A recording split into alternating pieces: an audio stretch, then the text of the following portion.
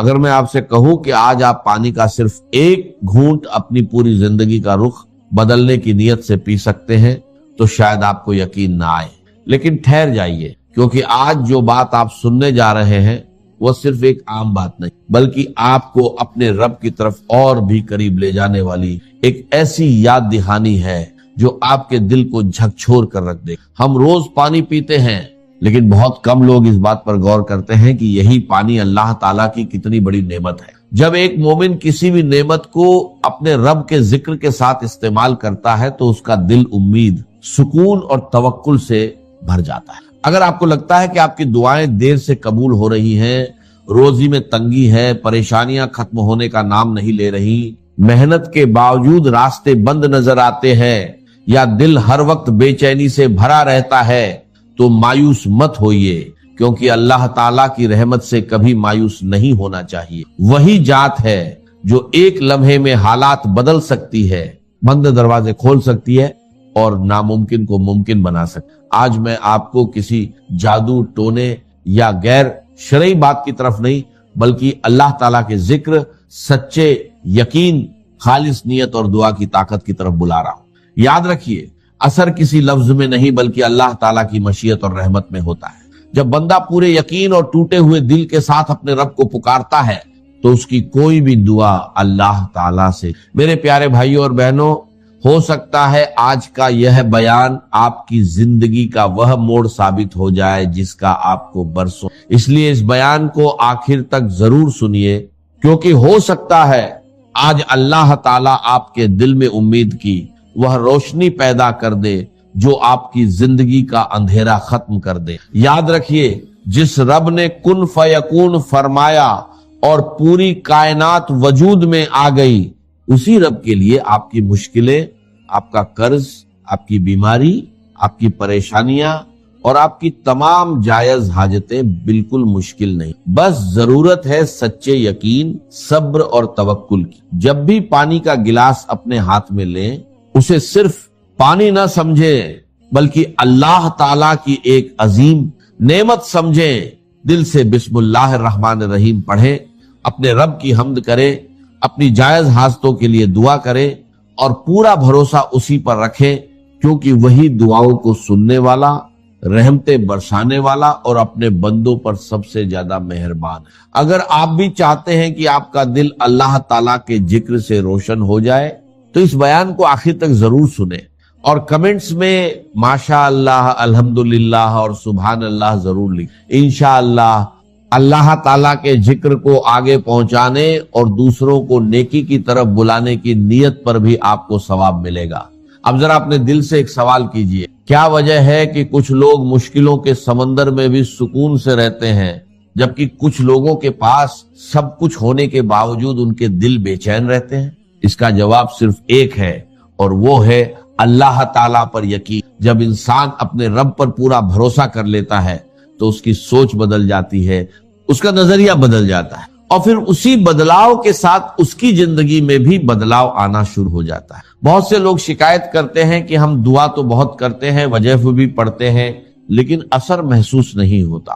اکثر اس کی وجہ یہ ہوتی ہے کہ زبان تو دعا کر رہی ہوتی ہے، لیکن دل دنیا کی فکروں میں الجھا رہتا ہے۔ یاد رکھیے، اللہ تعالیٰ صرف الفاظ نہیں بلکہ دل کی حالت کو بھی دیکھتا ہے۔ اس لیے جب بھی آپ پانی پینے لگیں، کچھ لمحوں کے لیے دنیا کی ہر فکر کو اپنے دل سے نکال دیں اور صرف اپنے رب کی طرف متوجہ ہو جائیں۔ اس پانی کو غور سے دیکھیے اور یہ محسوس کیجئے کہ یہ وہی نعمت ہے جسے اللہ تعالیٰ نے آپ کی زندگی کا ذریعہ بنایا۔ جس طرح بارش کے بعد سوکھی ہوئی زمین پھر سے ہری بھری ہو جاتی ہے، اسی طرح جب انسان کا دل اللہ تعالیٰ کے ذکر سے آباد ہو جاتا ہے تو مایوسی کی جگہ امید، بے چینی کی جگہ سکون اور ڈر کی جگہ توکل پیدا ہونے لگتا ہے۔ اگر آپ کی زندگی میں رکاوٹیں ہیں، رشتوں میں پریشانیاں ہیں، روزگار کی فکر ہے، بیماری نے آپ کو تھکا دیا ہے، یا حالات آپ کی امیدوں کے خلاف چل رہے ہیں، تو اپنے رب سے امید کا رشتہ کبھی مت توڑیے۔ ہو سکتا ہے جس چیز کو آپ دیر سمجھ رہے ہو اسی میں اللہ تعالیٰ کی سب سے بڑی حکمت چھپی ہو۔ اسی لیے صبر کیجئے، دعا کرتے رہیے اور اپنے دل کو اللہ تعالیٰ کے ذکر سے زندہ رکھیے۔ یاد رکھیے، جس دل میں اللہ تعالیٰ کی یاد بس جاتی ہے اسے دنیا کی کوئی طاقت ہمیشہ کے لیے توڑ نہیں۔ جب آپ کا بھروسہ اپنے رب پر مضبوط ہو جائے گا تو آپ کے چہرے پر سکون، آپ کی باتوں میں نرمی اور آپ کے اخلاق میں ایسی مٹھاس پیدا ہوگی جسے لوگ خود محسوس کریں گے۔ یہ کسی انسان کی طاقت نہیں بلکہ اللہ تعالیٰ کی رحمت اور اس کے ذکر کی برکت ہوتی ہے۔ اسی لیے اس سفر میں میرے ساتھ بنے رہیے، کیونکہ ابھی سب سے اہم بات آنا باقی ہے، اور انشاءاللہ آگے میں آپ کو بتاؤں گا کہ کس طرح پورے یقین، توکل اور خالص نیت کے ساتھ اپنے رب سے دعا کرنی ہے تاکہ آپ کا دل پہلے سے کہیں زیادہ اس کے قریب ہو جائے۔ اب تک آپ نے یہ سمجھ لیا ہوگا کہ اصلی طاقت کسی چیز میں نہیں بلکہ اللہ تعالیٰ پر سچے یقین، توکل اور اس کے ذکر۔ جب انسان اپنے دل کو دنیاوی ڈر، مایوسی اور بے بسی سے خالی کر کے صرف اپنے رب پر بھروسہ کر لیتا ہے تو اس کی زندگی میں ایسی برکتیں آنا شروع ہو جاتی ہیں جن کا وہ پہلے صرف تصور کرتا تھا۔ اگر آپ کو لگتا ہے کہ آپ کے کام بار بار بگڑ جاتے ہیں، محنت کے باوجود کامیابی نہیں ملتی، کاروبار میں رکاوٹ ہے، روزگار کے دروازے بند ہیں، گھر میں بے چینی رہتی ہے یا ہر طرف سے مایوسی نے آپ کو گھیر رکھا ہے، تو سب سے پہلے اپنے رشتے کو اللہ تعالیٰ کے ساتھ مضبوط کی، کیونکہ جب بندہ اپنے رب کے قریب ہو جاتا ہے تو اس کا دل مضبوط ہو جاتا ہے اور وہ ہر حال میں امید کے ساتھ آگے بڑھے۔ جب بھی آپ پانی پیئے پورے ادب کے ساتھ بسم اللہ الرحمن الرحیم پڑھے، اپنے دل میں اپنی جائز حاجت کو رکھیں، اللہ تعالیٰ سے گڑ گڑا کر دعا کریں اور یہ یقین رکھیں کہ وہ آپ کی ہر بات سن۔ ہو سکتا ہے آپ کی دعا کا جواب اسی وقت نہ ملے، لیکن اللہ تعالیٰ کبھی اپنے بندے کی سچی پکار کو نظر انداز نہیں کرتا۔ وہ اپنے علم اور حکمت کے مطابق سب سے بہتر فیصلہ کرتا ہے، اس لیے جلدی بازی نہ کرے بلکہ صبر اور استقامت کے ساتھ اپنے رب سے جڑے رہے۔ یاد رکھیے، جس انسان کا دل اللہ تعالیٰ کے ذکر سے روشن ہو جاتا ہے، اس کے چہرے پر سکون، اس کی باتوں میں اثر اور اس کے کردار میں ایسی خوبصورتی آ جاتی ہے جسے لوگ خود محسوس کرنے لگتے ہیں۔ یہی اصلی دولت ہے، یہی اصلی کامیابی ہے اور یہی وہ نعمت ہے جو انسان کو دنیا اور آخرت دونوں میں سرفراز کرتا ہے۔ اگر آپ چاہتے ہیں کہ آپ کے گھر میں برکت ہو، آپ کے دل کو سکون ملے، آپ کی جائز دعاؤں کی قبولیت کے راستے آسان ہوں اور آپ کا رشتہ اپنے رب کے ساتھ پہلے سے کہیں زیادہ مضبوط ہو جائے، تو اللہ تعالیٰ کے ذکر کو اپنی روزمرہ کی زندگی کا حصہ بنا لیجیے۔ یقین مانیے، جو انسان ہر حال میں اپنے رب کو یاد رکھتا ہے، اللہ تعالیٰ بھی اسے کبھی اکیلا نہیں چھوڑتا۔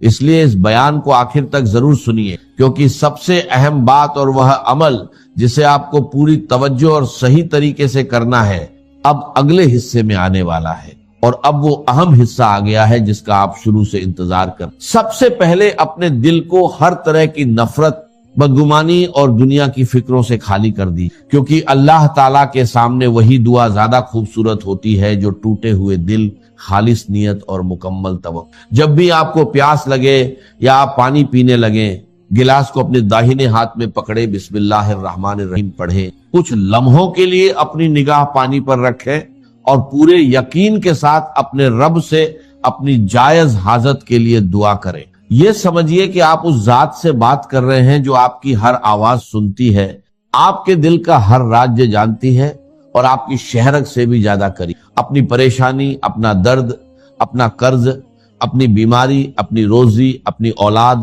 اپنے گھر اور اپنی ہر جائز تمنا کو پورے ادب کے ساتھ اللہ تعالیٰ کے سامنے پیش کر دی، پھر سکون سے وہ پانی پی لیجئے اور اس کے بعد اپنے رب پر بھروسہ رکھیں۔ یاد رکھیں، دعا کا مطلب صرف اپنی بات کہنا نہیں بلکہ اللہ تعالیٰ کے فیصلے پر راضی رہنا بھی ہے۔ کبھی اس کی حکمت ہماری سمجھ سے اوپر ہوتی ہے، لیکن اس کا ہر فیصلہ ہمارے حق میں بہتر ہوتا ہے۔ اس لیے اگر کسی دعا کی قبولیت میں دیر ہو جائے تو مایوس مت ہوئیے، بلکہ اپنے یقین کو اور مضبوط کیجئے، کیونکہ اللہ تعالیٰ اپنے بندوں کو کبھی چھوڑتا نہیں۔ جو انسان ہر حال میں اپنے رب کو یاد رکھتا ہے، اس کا دل سکون پاتا ہے، اس کی زندگی میں برکت آتی ہے اور وہ ہر مشکل کا سامنا ہمت اور صبر کے ساتھ کرتا ہے۔ میری دل سے دعا ہے کہ اللہ تعالیٰ آپ کی تمام جائز دعائیں قبول فرمائے، آپ کے رزق میں برکت عطا فرمائے، آپ کے گھر سے پریشانیاں دور کرے، آپ کو صحت، عافیت اور دل کا سکون نصیب فرمائے،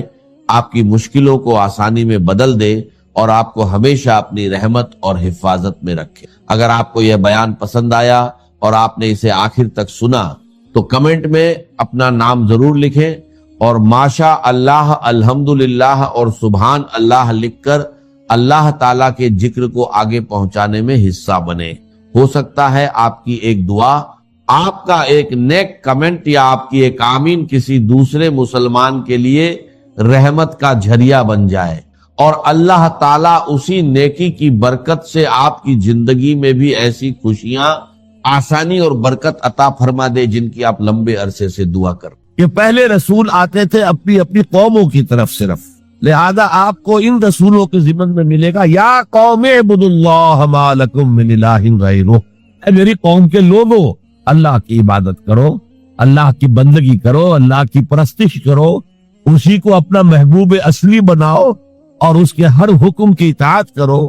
یا قوم اعبدوا اللہ ما لکم من الہ غیرہ، نبی اکرم صلی اللہ علیہ وسلم پر آ کر، کیونکہ آپ کی بعثت ہے پوری نوع انسانی کے لیے، تو اب یا قوم کا لفظ نہیں رہا، یا ایھا الناس، اے لوگو، اے بنی نوع انسان، یا ایھا الناس اعبدوا ربکم الذی خلقکم والذین من قبلکم لعلکم تتقون، اے لوگو عبادت کرو، بندگی کرو، پرستش کرو اپنے اس رب کی جس نے تمہیں بھی پیدا کیا اور جو تم سے پہلے تھے ان کو بھی پیدا کیا تاکہ تم بچ۔ یہ کیوں کہا دوہرا کر تم سے پہلوں کو بھی پیدا کیا؟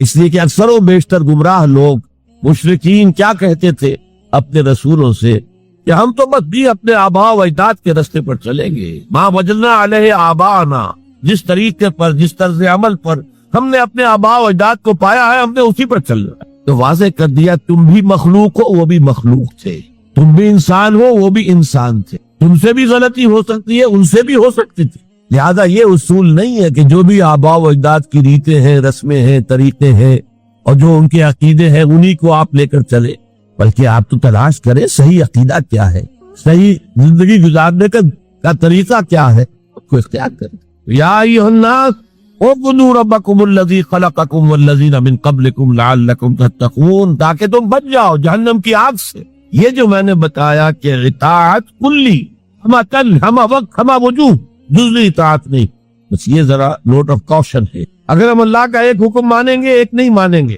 یہ جزوی اطاعت ہے، یہ اللہ کو قبول نہیں ہے۔ اللہ کی طرف سے تو یوں سمجھیے کہ پیکج ڈیل ہے، ٹیک اٹ اور لیو اٹ، لینا ہے تو پورا لو ورنہ دفع ہو جاؤ، اللہ کو تمہاری ضرورت نہیں ہے، تمہیں اللہ کی ضرورت۔ یا ایھا الذین آمنوا ادخلوا فی السلم کافہ، اے ایمان والو اسلام میں داخل ہونا ہے تو پورے کے پورے، ادھورے نہیں۔ اور سورہ بقرہ کی آیت نمبر 85 کے اندر تو جو وعید آئی ہے، افتؤمنون ببعض الکتاب وتکفرون ببعض، کیا تم ہماری کتاب، ہماری شریعت کے کچھ حصے کو مانتے ہو اور کچھ کو رد کرتے ہو؟ فما جزاء من یفعل ذلک منکم، تو جو کوئی بھی تم میں سے یہ روش اختیار کریں گے ان کی کوئی سزا اس کے سوا نہیں ہے، کان کھول کر سنیے، ان کی کوئی سزا اس کے سوا نہیں ہے کہ دنیا میں ذلیل و خوار کر دیے جائے اور قیامت کے دن یردون الی اشد العذاب، شدید ترین عذاب میں دھونک دیے جائیں۔ وما اللہ بغافل عما تعملون، اللہ غافل نہیں ہے، بے خبر نہیں ہے، لاعلم نہیں ہے اس سے کہ جو تم کر رہے۔ تم اپنی داڑھیوں کے طول سے اللہ کو دھوکہ نہیں دے سکتے، تم اپنے پاجاموں کو ٹخنوں سے اوپر رکھے اللہ کو دھوکہ نہیں دے سکتے کہ تم بہت متبع رسول ہو، تم اپنے عمروں اور حجوں سے اللہ کو دھوکہ نہیں دے سکتے۔ اللہ کیونکہ حرام کی کمائی سے حج کیا ہے، حرام کی کمائی سے عمرہ کیا ہے، تو یہ جو جزوی اطاعت کی کوئی اطاعت نہیں، اللہ کو قبول نہیں ہے۔ آدمی سوچتا ہے کہ چلیے میں نے یہ کام اچھے کیے، یہ برے کیے، مجھے اچھے کاموں کا کچھ کریڈٹ بھی تو ملنا چاہیے نا، لیکن نہیں، اللہ کہتا ہے جزوی اطاعت منہ پر دے ماری جائے۔ اور جو دنیا کی سزا ہے وہ تو ہم اپنی آنکھوں سے دیکھ رہے ہیں، 130، 140 یا 150 کروڑ مسلمان دنیا میں، ذرا اندازہ کیجیے۔ لیکن ہماری رائے کی کوئی اہمیت ہے؟ بین الاقوامی معاملات میں کوئی ہم سے مشورہ لیتا ہے کہ آپ کا کیا خیال ہے؟ کس نمی پرست کے بھیا کیستی، ایسے بھی ملک سے کہنا چاہیے اب تو ان کا حال پتلا ہے، دولت کے انبار تھے ان کے پاس، لیکن ان کا مذاق اڑتا تھا مغربی ممالک، وہ چاہے سعودی بادشاہ ہو اور چاہے وہ UAE کے امیر ہو، مذاق ہی اڑتا تھا، کوئی حیثیت نہیں۔ حالانکہ کتنا بڑا رقبہ ہے انڈونیشیا کے آخری جزیروں سے لے کر موریتانیہ تک، سالڈ اسلامی آبادی، مسلمان آبادی۔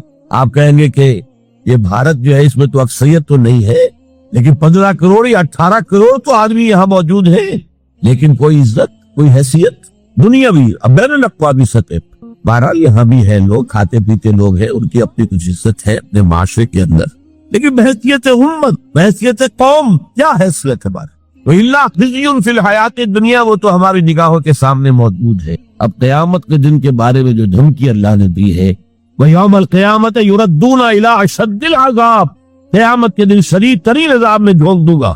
اس پر اللہ سے معافی طلب کی جا سکتی ہے، دعا ہی کی جا سکتی ہے، اللہ ہم پر رحم فرمائی۔ یہ میں نے آپ کے سامنے رکھا ہے فارمولا، اللہ کی اطاعت جمع اللہ کی محبت، دے گو ٹو میک عبادت۔ یہی دو الفاظ آتے ہیں اللہ کے رسول کے لیے بھی صلی اللہ علیہ وسلم۔ اللہ کے رسول کی اطاعت، یہ جو اسلام کا بنیادی تقاضا ہے، اطیعوا اللہ واطیعوا الرسول فإن تولوا فإن اللہ لا يحب الکافرین۔ اطاعت کرو اللہ کی، اطاعت کرو رسول کی، پھر اگر یہ منہ موڑ لے تو اللہ کو ایسے کافر بالکل پسند نہیں، تو کفر کا فتویٰ ہو رہا۔ لیکن اللہ کے رسول کی اطاعت کے ساتھ محبت کو جمع کیجئے۔ میں نے ابھی آپ کو حدیث سنائی ہے، حضور نے فرمایا لا یؤمن احدکم حتی اکون احب الیہ من والدہ وولدہ والناس اجمعین۔ تم میں سے کوئی شخص مومن ہو ہی نہیں سکتا جب تک کہ میں اسے محبوب تر نہ ہو جاؤں، اپنے باپ سے، اپنے بیٹے سے اور تمام انسان سے۔ تو اللہ کے رسول کی اطاعت جمع اس کی محبت۔ اس محبت کے ضمن میں ایک واقعہ یاد آیا جس سے اندازہ ہوگا کہ کس قدر اپنائیت تھی، کتنا قرب تھا حضور کے اور حضرت عمر فاروق رضی اللہ تعالیٰ عنہ کی مابین۔ ایک مرتبہ حضور دریافت کرتے ہیں حضرت عمر سے، عمر تمہیں مجھ سے کتنی محبت ہے؟ اب آپ سوچئے، ذرا سا بھی مغایرت کا باریک سا پردہ بھی اگر کہیں ہو تو کیا یہ سوال کیا جا سکتا؟ تو انتہائی قریبی شخص سے ہی کیا جائے گا، تمہیں مجھ سے کتنی محبت؟ عرض کیا آپ مجھے دنیا کے ہر انسان سے بڑھ کر عزیز، فرمایا اور اپنی جان سے۔ اب ذرا سا توقف کیا حضرت عمر نے، الان ہاں اب میں یہ بھی کہتا ہوں کہ آپ مجھے میری جان سے زیادہ عزیز۔ تو حضور نے فرمایا اب آئے ہو مقام مطلوب پر۔ تو رسول کی اطاعت جمع محبت، اس کا نام ہے اتباع، پیروی کرنا۔ فرق کیا ہے؟ اطاعت کی جاتی ہے حکم کی، اور پیروی کی جاتی کسی کے نقش قدم کی، چاہے اس کے حکم دیا ہو چاہے نہ دیا ہو، جو وہ کرتا ہو کرنا، یہ ہے اتباع۔ یہ اطاعت سے بہت بلند سے ہو گئی۔ مثال کے طور پر یہ چھوٹی چھوٹی مثالیں، اصل اتباع کیا ہے وہ میں بعد میں عرض کروں۔ کوئی ایک صحابی بدو باہر سے آئے، ایک ہی دفعہ حضور کو دیکھا، حضور اس وقت اس حالت میں تھے کہ آپ کے بٹن جو ہے پھلے ہوئے تھے گریبان، انہوں نے پھر ساری عمر اپنے گریبان کے بٹن نہیں لگائے۔ میں نے اللہ کے رسول کو اس حال میں دیکھا، میں تو ان کی پیروی کروں گا، حضور نے کوئی حکم تو نہیں دیا تھا۔ تو یہ جو محبت، شدید محبت کے تحت جو بات آئے گی اس کا نام اتباع، اور اس اتباع کا مقام کیا ہے وہ آیت میں سنا چکا ہوں آپ کو۔ قُلْ إِن كُنتُمْ تُحِبُّونَ اللَّهَ فَاتَّبِعُونِي يُحْبِبْكُمُ اللَّهُ۔ اے نبی ان سے کہہ دیجئے اگر تم اللہ سے محبت کرتے ہو تو میرا اتباع کرو، میرے نقش قدم پر چلو، میری پیروی کرو، اللہ تم سے محبت کرے گا، تم اللہ کے محب نہیں محبوب بن جاؤ۔ اور اگر کہیں کوئی لغزش ہو گئی، کوئی خطا ہو گئی، کہیں جذبات کی رو میں بہہ کر کوئی گناہ کر بیٹھے تو اللہ معاف فرما دے گا، اللہ بڑا غفور ہے، اللہ بڑا رحیم۔ مطلب یہ کہ راستہ تم نے یہ طے کر لیا کہ چلنا مجھے محمد کے پیچھے ہے صلی اللہ علیہ وسلم۔ اب چلتے چلتے کبھی پاؤں پھسل گیا، کہیں گر گئے، کوئی بات نہیں، اٹھو فوراً توبہ کرو اور آگے بڑھو۔ تو خطا اگر ہوتی جائے گی، کہیں لغزش ہو جائے، کہیں چلتے چلتے پاؤں پھسل جائے کیچڑ میں، یا کوئی کیلے کا چھلکا آ گیا پاؤں تلے، گر گئے، کوئی حرج نہیں، اٹھو دوبارہ۔ لیکن نقش قدم جو ہے محمد کا صلی اللہ علیہ وسلم، اس پر چلنا، یہ اس اتباع کا ذکر آیا ہے سورہ اعراف کی ان آیات میں۔ آپ کو معلوم ہے کہ حضرت موسیٰ علیہ السلام کو جب تورات پر طلب کیا گیا تو کوہ طور پر تورات دینے کے لیے، تو پہلے 30 دن کے لیے بلایا تھا، پھر 10 دن کا اور اضافہ کر دیا گیا، 40 دن ہو گئے۔ فَتَمَّتْ مِيقَاتُ رَبِّكَ 40 لَيْلَةً۔ اس اسنا میں پیچھے فتنے میں مبتلا ہو گئے بنی اسرائیل۔ سامری اس نے ڈھونگ رچایا اور ایک بچڑا جو ہے وہ سونے چاندی کا بنایا وہ بچڑا ڈھال کر کھڑا کر دیا، اس میں سے کوئی تھوڑی سی آواز بھی نکلتی تھی، کوئی ایسی ہے کہ ہوا گزرتی تھی تو آواز سے آتی تھی۔ کہا یہ ہے تمہارا الہ۔ یہ تو موسیٰ تو بھول گیا کہاں گیا ہے، کوہ طور کے اوپر کس خدا سے ملنے گیا ہے، خدا تو یہ۔ اور بنی اسرائیل کے بہت سے لوگ اس فریب میں آ گئے اور بچڑے کی پوجا کر دے۔ اب جب حضرت موسیٰ آئے، اور آپ کو معلوم ہے حضرت موسیٰ کا مزاج جلالی تھا، وہ पत्थर की तख्तियां लेकर आए थे कि जिन पर कोहे तूर पर अल्लाह ताला ने अपने अहकाम अशरा जो है 10 कमांडमेंट्स मशहूर वो कंगा करके आपको दिए थे, वो हाथ में लेकर आए।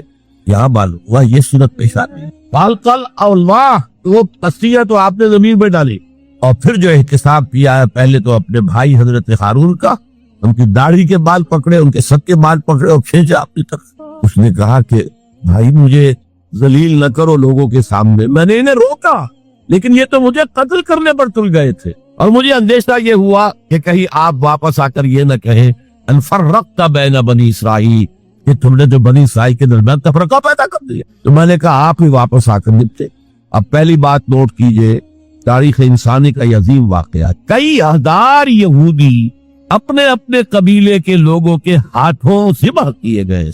अल्लाह ताला ने हुक्म दिया और हजरत मूसा ने हुक्म दिया, अल्लाह का हुक्म मूसा ने पहुंचाया।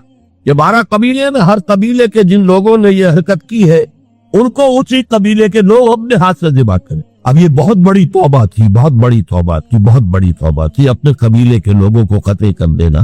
फिर वो 70 नुमाइंदे लेकर तमाम जो बड़े लोग थे वो तूर पर हाजिर, इज्तिमाई तौर पर अल्लाह से अफ़्व दरगुजर की दरख्वास्त भी कर। वहां अल्लाह ने जबरदस्त ज़लज़ला भेज दिया। महसूस हुआ अब सब हलाक हो जाएंगे। हजरत मूसा ने कहा परवरदिगार तू चाहता तो मुझे और इस कौम को पहले ही हलाक करते था, तू हमें निकाल कर लाया है आले फिरौन के पंजों से, तूने हमें निजात दी है, तो परवरदिगार हमारे लिए अपनी रहमत तय कर दे, लिख दे, फक्तुब लना, हमारे लिए तय कर दे, लिख दे अपनी रहमत। उस पर फरमाया अल्लाह ने, देखो मूसा मेरी एक रहमत तो आम है, वसियत कुल्ल शै, रहमती वसियत कुल्ल शै, हर शय के साथ, और एक मेरी खास रहमत है वो मैं लिख दूंगा, तय करके रख दूंगा, लिल्लज़ीना यत्तबिऊन रसूल नबिय्यल उम्मी, उन लोगों के लिए जो मेरे रसूल नबी उम्मी पर ईमान लाएंगे, उनका इत्तिबा करेंगे। यहाँ भी लफ्ज़ इत्तिबा आया और इसमें फिर हुजूर सल्लल्लाहु अलैहि वसल्लम की कुछ शान बयान हुई है, बात लंबी हो जाएगी। और फिर फरमाया ये गोया कि इत्तिबा की तफसीर आ रही है। इत्तिबा का मतलब क्या है? वल्लज़ीना आमनू बिही वअज़्ज़रूहु वनसरूहु वत्तबउ नूर अल्लज़ी उनज़िला माअहु उलाइका हुमुल मुफ़्लिहून, तो जो लोग इन पर ईमान लाएंगे और जो उनकी ताज़ीम करें और जो उनकी नुसरत करेंगे, मदद करेंगे और जो उस नूर की पैरवी करेंगे जो उनके साथ नाजिल किया जाएगा, तो वही होंगे मुफ़्लिहून, वो होंगे कामयाब होने वाले, फलाह याफ्ता लोग वो होंगे जो ये 4 रिश्ते हमारे उस रसूल नबी उम्मी के साथ पुख्तगी के साथ कायम कर। ये 4 रिश्ते क्या है? इत्तिबाए रसूल का तकाजा अव्वल तो इन 4 अल्फाज के हवाले से समझिए, फिर जरा एक दूसरे अंदाज में भी बयान कर रहे हैं। वल्लज़ीना आमनू बिही, पहला कदम ईमान, लेकिन ईमान के समझ लीजिए अच्छी तरह 2 दर्जे हैं। आप में से बहुत से हज़रात को मुझे तवक्को है ईमान मुजमल, ईमान मुफस्सल याद होंगे। ईमान मुजमल क्या? आमनतु बिल्लाहि कमा हुवा बिअस्माइही व सिफातिही व क़बीलतु जमीअ अहकामिही इक़रारुम बिल लिसान व तस्दीकुम बिल क़ल्ब। पहला दर्जा है इक़रारुम बिल लिसान, अशहदु अल्ला इलाहा इल्लल्लाह व अशहदु अन्ना मुहम्मदन रसूलुल्लाह। कोई हो, हिंदू हो, सिख हो, पारसी हो, ईसाई हो, यहूदी हो, ये कलमा पढ़े और वो मुसलमान हो गया। इक़रारुम बिल लिसान पर हमारा दुनिया में मुसलमान समझा जाना मौकूफ, लेकिन असल ईमान ये नहीं। असल ईमान है तस्दीकुम बिल क़ल्ब, दिल में यकीन। जब तक दिल का यकीन न हो ईमान नहीं है। मुनाफिकीन जो थे मदीने के, नमाज भी पढ़ते थे, हुजूर की इख्तिदा में पढ़ते थे, और जो रईसुल मुनाफिकीन था अब्दुल्ला इब्न उबई इब्न सलूल, वो तो पहले पे होता था, और जब हुजूर खुतबा देते थे जुमे का तो पहले खुद खड़ा होता था अपनी अहमियत जाहिर करने के लिए। देखो लोगों, ये अल्लाह के रसूल हैं, इनकी बात पूरी तवज्जो से सुनो। ये सिर्फ अपनी चौधराहट के इज़हार के लिए कि मैं बड़ी शेर हूँ, इसलिए कि वो खजरज का बड़ा सरदार था। औस और खजरज के 2 अरब कबीले थे मदीने में, जिनमें से कि खजरज का कबीला बड़ा था, औस का छोटा, और खजरज का सरदार ये अब्दुल्ला इब्न उबई थे। और इसके बारे में ये तय हो चुका था कि इसे हम अपना बादशाह बना लें। चुनाचे सोने का ताज तैयार हो चुका था, अभी ताज पोशी सिर्फ बाकी थी कि हुजूर तशरीफ ले आए हिजरत फरमाकर, बेताज बादशाह आ गया सल्लल्लाहु अलैहि वसल्लम। लिहाजा इसके सारे ख्वाब जो है वो मुंतशिर हो गए। लिहाजा पहले दिन से पक्का मुनाफिक ईमान लाया, अगर वो भी जरा देर से लाया, ग़ज़वा बदर के बाद लाया। पहले उसने सोचा था अभी तेल देखो, तेल की धार देखो, وہ تیل کی دھار جو نظر آئی غزوہ بدر میں 313 نے 1000 کو شکست دی ہے، اور یہ نہتے تھے، تلواریں بھی سب کے پاس نہیں تھی، کچھ لوگوں کے پاس تلواریں تھی، اور وہ 1000 کیل کاٹے سے لیس ہو کر مکے سے آئے تھے۔ 70 بڑے بڑے سردار ان کے مارے گئے، عین میدان میں کھیت رہے، اور 70 جو ہے ان کے قیدی بن گئے۔ تب اس نے کہا کہ ٹھیک ہے، اب تو ایمان لے آنا چاہیے، کیونکہ یہ تو معلوم ہوتا بڑی طاقت ہے۔ بہرحال سب سے پہلے میں کہہ رہا تھا کہ ایمان، لیکن ایمان دل سے۔ قرآن مجید نے کیا کہا ان منافقین کے بارے میں؟ اذا جاءک المنافقون قالوا نشہد انک لرسول اللہ۔ پورا منافقون ہے کہ نہیں 28ویں پارے میں؟ اے نبی، جب آپ کے پاس منافق آتے ہیں وہ کہتے ہیں ہم گواہ ہیں، ہم گواہی دیتے ہیں کہ آپ اللہ کے رسول ہیں۔ اور تو اللہ کا تبصرہ دیکھیے، واللہ یعلم انک لرسول، اور اللہ خوب جانتا ہے کہ آپ ان کے رسول ہیں اس کے۔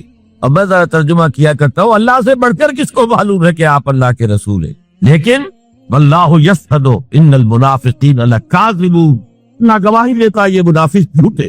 مسلمان تو وہ تھے، کلمہ گو تھے، حضور کی امامت میں نمازیں پڑھ رہے تھے، لیکن منافق تھے، اللہ نے منافق قرار دیا۔ دل ایمان سے خالی تھے، بلکہ ہوتے ہوتے دلوں کے اندر حضور سے عداوت پیدا ہو گئی، اہل ایمان سے عداوت پیدا ہو گئی۔ اسی سورہ مبارکہ میں آگے چل کر آتا ہے ہم العدو فاحذرہم، اصل دشمن یہ ہے، یہ مارے آستین ہے۔ جو کافر ہے وہ تو باہر سے حملہ کرتے ہیں، پتہ چلتا ہے، سامنے سے آ کر لاٹھی مار رہا ہے کوئی آپ کو، یہ تو آپ کے آستین کے اندر بیٹھے ہوئے ہیں مسلمان بن کر، اور یہ وہاں سے ڈنک ماریں گے، مارے آستین ہے۔ بہرحال اب ہم میں سے ہر ایک کو جائزہ لینا ہوگا، اپنے گریبان میں جھانکیں، اپنے دل کی گہرائیوں کو ٹٹولیں، یقین والا ایمان ہے ہمارے پاس یا نہیں۔ یہ یقین والے ایمان کا میں اگر آپ کو انگریزی میں ترجمہ کر کے بتاؤں تو شاید آپ زیادہ بہتر سمجھیں۔ Personal conviction, racial creed. ہم ایک نسل ہے، اپنے والدین سے ہم نے کچھ چیزیں سیکھی ہیں، والدین اس میں بلیو کرتے تھے، اللہ، رسول، قرآن، کتاب، جنت، دوزخ، قیامت، ہم بھی مانتے ہیں، بس اس ریشیل کریڈ۔ یہ تو ایک نسلی عقیدہ ہے۔ اصل سے جو ضروری ہے پرسنل کنوکشن، اپنا یقین، ذاتی یقین۔ تو سب سے پہلے تو اللہ سمجھ بیٹھنا قرآن کو، یہ کتاب نہیں ہے، کچھ اور ہے۔ کچھ اور کیا ہے؟ مثل حق پنہاؤ ہم پیداستو، زندہ پائندہ گویاستو۔ یہ تو جیسے اللہ تعالیٰ کی ذات ہے، مثل حق، ذات حق سبحانہ و تعالیٰ کی طرح یہ زندہ ہے، پائندہ ہے۔ مثل حق پائندہ گویاستو، یہ جو ہے زندہ ہے، یہ متکلم ہے، کلام نہیں ہے۔ کل صفات ربانیہ جو ہیں، ظاہر اور باطن، مثل حق پنہاؤ، ظاہر و پنہا، اور حی و قیوم جیسے اللہ کی ذات ہے، وہی صفات اس کلام کی ہے۔ اور اس کے بعد وہ شعر آیا تھا جو میں پہلے سنا چکا ہوں، چوں بجاں در رفت جاں دیگر شود۔ جب یہ قرآن کسی انسان کے اندر سرایت کر جاتا ہے، اس کے دل پر نازل ہوتا ہے۔ دیکھیے یہ الفاظ آپ کو کہیں اور نہیں ملیں گے۔ میرے نزدیک جہاں علامہ اقبال اس دور میں قرآن کی عظمت، تو ایک کشتی میں وہ جمع ہو گئے، سازندے بھی اور ساز بھی، اور گاتے بجاتے ہوئے۔ انہیں معلوم تھا فلاں وقت جو ہے بادشاہ جھروکے میں بیٹھ کر دریا کی سیر کرتا ہے، وہاں سے گزرے اور ایک شعر گاتے ہوئے گزرے۔ در کوئے نیک نامی مارا گزر نہ دارند، گر تو نمی پسندی تقدیر خزارا۔ در کوئے نیک نامی، یہ نیکی جو ہے اس کے کوچے میں ہمارا گزر ہی نہیں ہے۔ در کوئے نیک نامی مارا گزر نہ دارند، یہ تو اللہ کی طرف سے فیصلہ ہے، اس کی مقرر کردہ تقدیر ہے۔ گر تو نمی پسندی تغییر کن قزارا، اگر تجھے پسند نہیں ہے تو تقدیر بدل دے۔ تو بادشاہ ہنس پڑا اور اس نے کہا کہ ٹھیک ہے بھائی، گانے بجانے کی حد تک تمہیں اجازت۔ تو ہر ایک طبقے کا اپنا ایک تصور ہے نیکی کا۔